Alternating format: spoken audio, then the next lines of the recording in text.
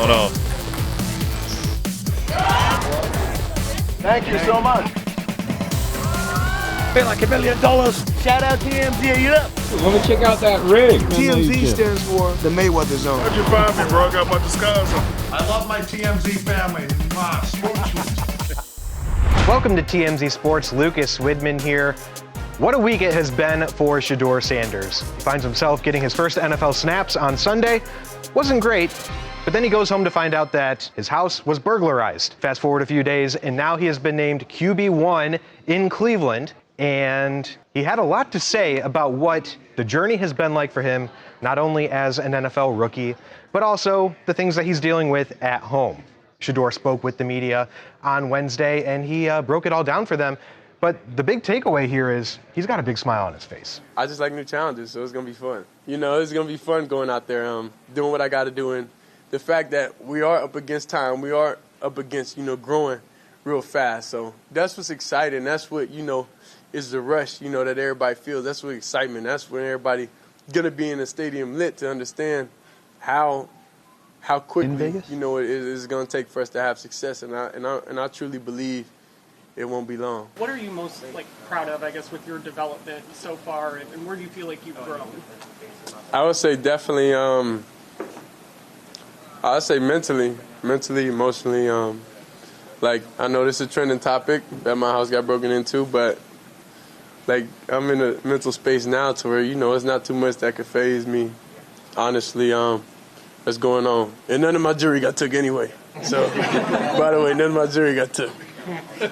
So now, it's just caught slipping. It happens. Thank goodness that the jewelry is safe. We all know that Shedeur has that iconic, legendary chain. Nice to know that wasn't taken during the heist on Sunday, where 3 suspects allegedly made off with about $200K worth of Shedeur's goods. Now, Shedeur obviously getting the start under center in Cleveland. He will be the 42nd starting quarterback for the Browns since they returned several decades ago. We know Dillon Gabriel is out with a concussion, but now this is the first time that Shedeur is going to get those first team reps, and he'll be going up against the Las Vegas Raiders. Dylan, what do you make of Shedeur, his comments, what he's been going through?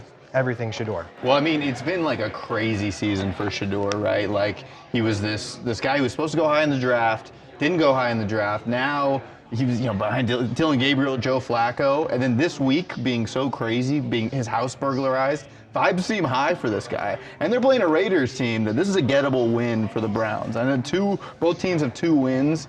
I mean, you gotta like it, right? You're not really fighting for playoffs right now, no offense, but you do want to see, can this rookie quarterback be something great? Yeah, none taken. But at the same time, it's like if Shedeur goes out there and has a great game, what do you do then? Do we have a controversy on our hands again? Yeah, at the start of the season, the Browns had about 5 quarterbacks in that QB room, and here we are finally with Shedeur Sanders getting that opportunity that so many fans wanted. Like you said, Dylan, yes, at one point people thought he could be the top pick overall in the draft, and then you fast forward a few weeks, and he doesn't even have first team reps until he actually gets into a game. So all things considered, Shedeur Sanders has a smile on his face. Yeah. He's getting ready, and we'll see what he can do against the Raiders. They got some great defensive players on that other side of the ball, but he seems ready for the challenge. Yeah, I mean, a lot of great quarterbacks started off on the bench, where they had to sit and wait. Patrick Mahomes was one. I mean, Drake May, you're seeing him have a great year, this year. It's just got to get the ball rolling, give him some reps. I think he's got a good chance on Sunday against the Raiders. Moving along to someone else with ties to Northeast Ohio, LeBron James made history Tuesday night at Crypto.com Arena in the Lakers' victory over the Utah Jazz. He played in his 23rd NBA season, and he did it in style, scoring 11 points to keep his streak going that he's been having double-digit games since 2007. Well, LeBron, 40 years old, getting back in there, dishing assists left and right, feeling pretty good, finally getting back out onto the court, a court that was also shared with Bronny James, who had a 3-pointer in the win as well. Well, after the game, LeBron talked about getting back out there after that nerve injury that he had that kept him sidelined for 14 games to start the season. And he also had a playful dig at his son, who I guess he doesn't really talk to anymore. The Man, it's been great to see and to watch. And he's still young. I mean, obviously just turned 21 not too long ago, and he's still learning and, still getting better with each and every rep. I think he's enjoying the process. I think you can obviously ask him, more than me. He's not a resident anymore, so we don't talk as much. He has his own place, so I can't just. But he's great. He's great. Brady, how are you? There you go. There you go. There you go. Dylan, this is just so funny to me because, yes, Bronny is 21 years old. That is plenty of time for him to move out. He's got all the money in the world. It's just so funny to think that in people's minds, LeBron and Bronny are carpooling to and from the arena together and all that. But no, it turns out, no, they're not living together. I know, yeah. I would think that LeBron's checking curfews on him, still making sure he's getting his sleep, getting his food, all that stuff. But just a moment for LeBron. I can't believe year 23. Like, I'm 30 years old. Since I've loved basketball, LeBron's been in the league. It's amazing to see him here still, like, hanging with a good Utah Jazz team. Putting up 12 assists, 1 turnover.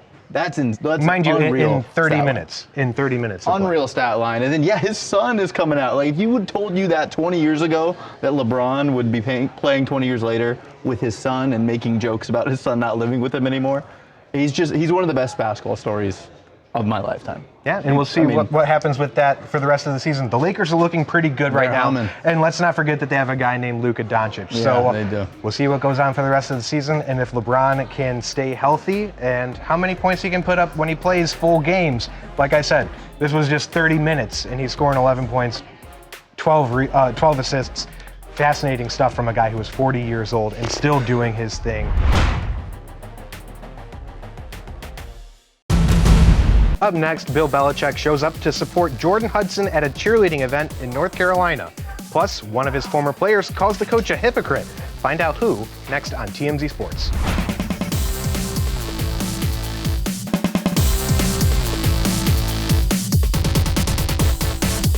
Welcome back to TMZ Sports. Lucas and Dylan here.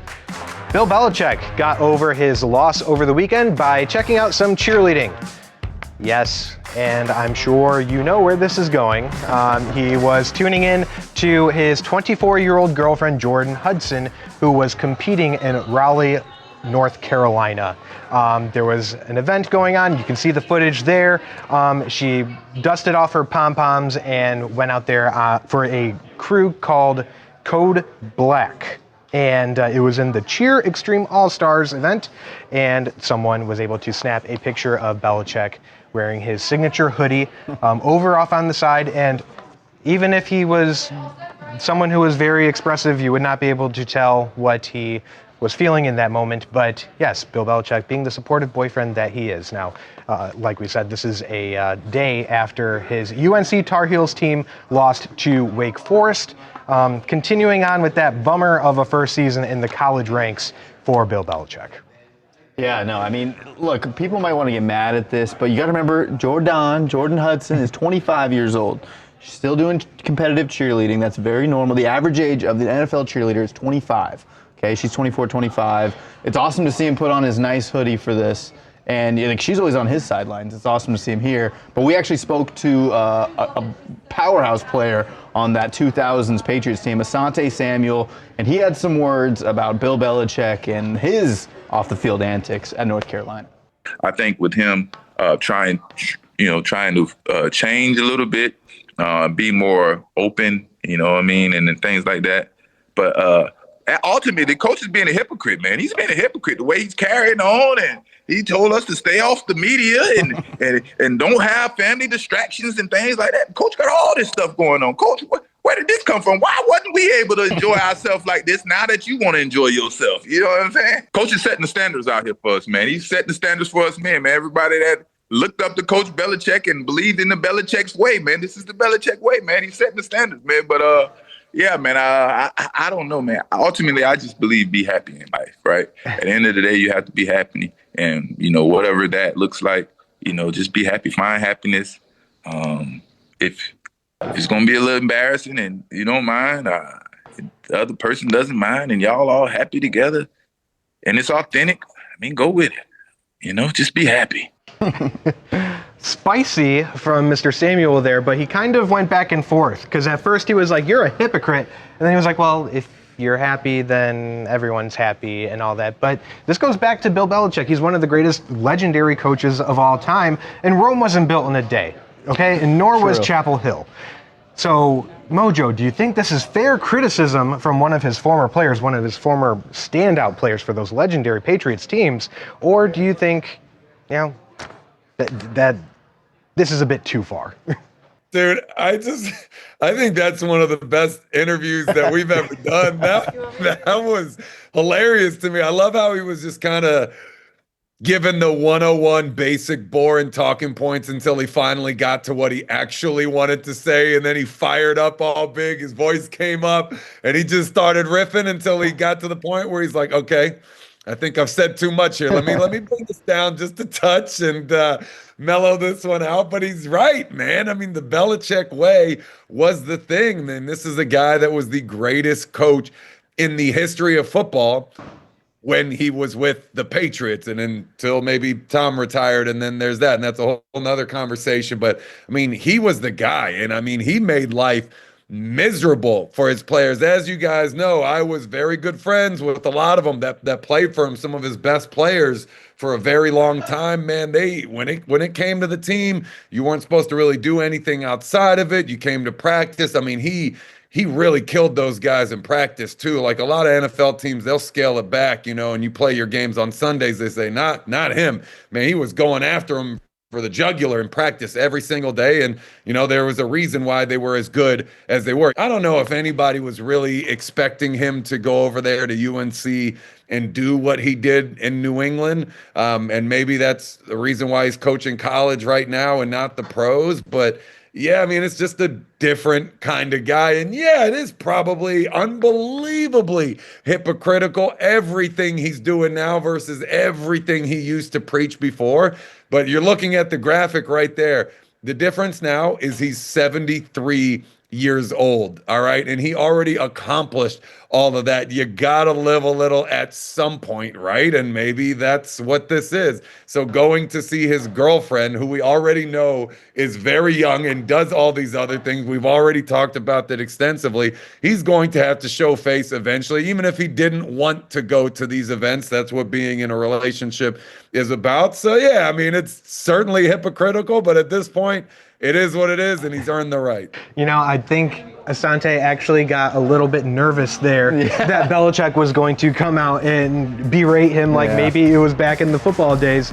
But at the same time, yes, that one note about if he's happy, you know, I'm happy, whatever. And I think ultimately, yes, it is interesting to see Bill Belichick at a cheer competition, but that's what his girlfriend does. So let him be. It was the national anthem outfit that was being compared to as a stripper look. The singer herself, Karina Pasian, addresses what turned out to be a controversy in Madrid when TMZ Sports comes back right after this.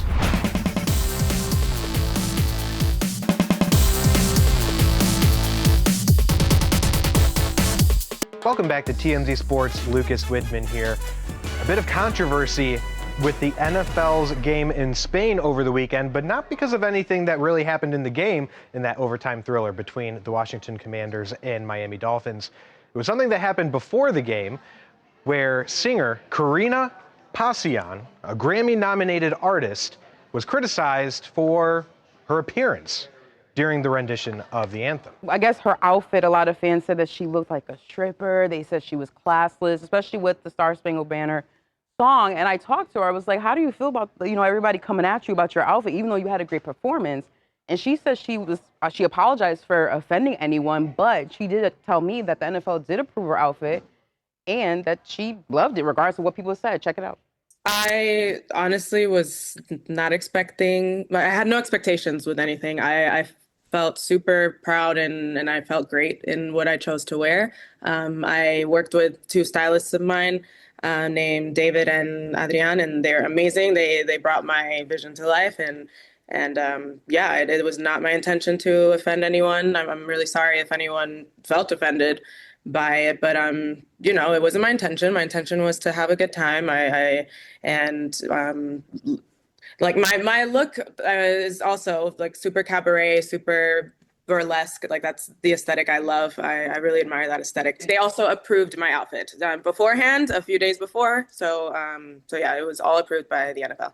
So there you have it. Maybe people need to relax a little bit. The NFL, ever since the Janet Jackson wardrobe malfunction at the Super Bowl halftime show, have been super focused on making sure that they put out a family-friendly product. And this being approved, Karina went through the proper measures beforehand to make sure that everything was okay.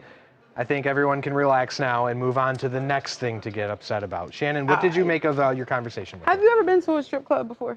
That was a great point too, but I didn't want to expose myself. I have not seen a stripper that looked like that. I mean, I think they wear way less clothes than that. And I thought I feel like people are trying to find things to complain about. At least it wasn't like a Fergie type of performance. She actually had a great performance. Her outfit was fine to me. She likes that old vintage, like 1920s, 1930s vibe. I saw nothing wrong with it. Like I said, I just feel like people try to find a reason to be mad or complain about stuff, especially when it comes to the NFL and this national anthem situation.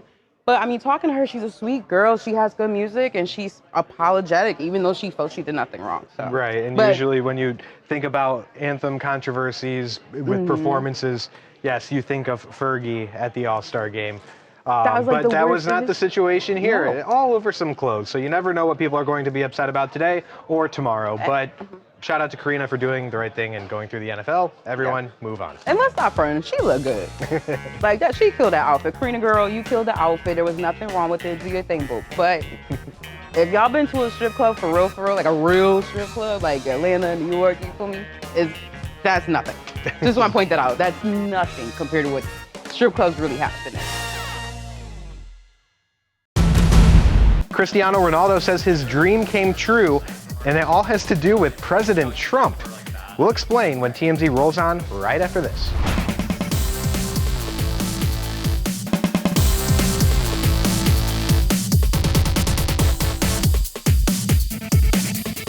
Welcome back to TMZ Sports. Lucas Widman here alongside Luca. Cristiano Ronaldo, not too long ago, mentioned in an interview that he would love to meet President Donald Trump and talk about world peace. Well, fast forward a few weeks and he got his wish. Tuesday night, he was at the White House. He was at a black tie affair to honor the Saudi crown prince. And there were a bunch of people there, Elon Musk, Cristiano Ronaldo's partner, Georgina. And at one point in the evening, Ronaldo himself got a special shout out from Mr. Number 45 and 47. This room is loaded up with the biggest leaders in the world, business, sports. You know, my son is a big fan of Ronaldo, wherever Ronaldo is here. We're Ronaldo. And Barron got to meet him, and I think he respects his father a little bit more now, just the fact that I introduced you. So I just want to thank you both for being here. Thank you very much. Really an honor. So some cool dad points from President Trump for his son Barron. Sometimes you forget the president is also a father. Absolutely. I mean, you got to be, regardless of your opinions on the guy, that must be a really cool experience for the son and Trump. Ronaldo, all-time great. I don't have him as my number one soccer player of all time. I think that's got to be messy. But, regardless, if my dad brought me, actually a guy that, a friend of the show, LaShawn McCoy, I would have been over the moon, ecstatic, hyped, everything, all the emotions, so that's a really cool moment for them. Yeah, now Mojo, it's funny to think of Ronaldo being like, oh, I would love to meet this guy when he's one of the most famous people in the world in his own right. What do you make of how this all came to be and how, fast forward a few weeks and Ronaldo's hanging out with President Trump? Well, Trump kind of just said it, right? You're in a room with the most influential people in the entire world. You're talking about rulers of countries, the biggest countries in the world, the top of the top. Ronaldo deserves to be in that room. I know he plays a sport, so that might seem minimizing, but it's not just being a sport. It's the platform that he's built while playing that sport that is just unbelievable. You talk about people that have the most influence over the world. He is among those top names, Elon Musk and all these people. I'm looking at his Instagram right now. He literally has 669 million followers on Instagram alone. That doesn't include Twitter and any other channels. I mean, that is an unbelievable thing. So being in that room, why he got his invite or his ticket, there is no question on that one to me. The only question that I might have is why he wanted to go to that room. I don't know. That doesn't really seem like a place he would want to go getting intermixed up in politics. But like you said, the president invites you regardless of if you're a fan of his, if you're red team, blue team, whatever it is, the president of the United States is still the president of the United States. And it's a huge opportunity to be able to go. Right, and Ronaldo, over the past few years, ever since he joined the Saudi Pro Soccer League, has kind of become a spokesperson for Saudi Arabia, and as they try to, as some people would say, revamp their image in the public eye. Yeah, Ronaldo is at the forefront of that, apparently, and he proved that this week.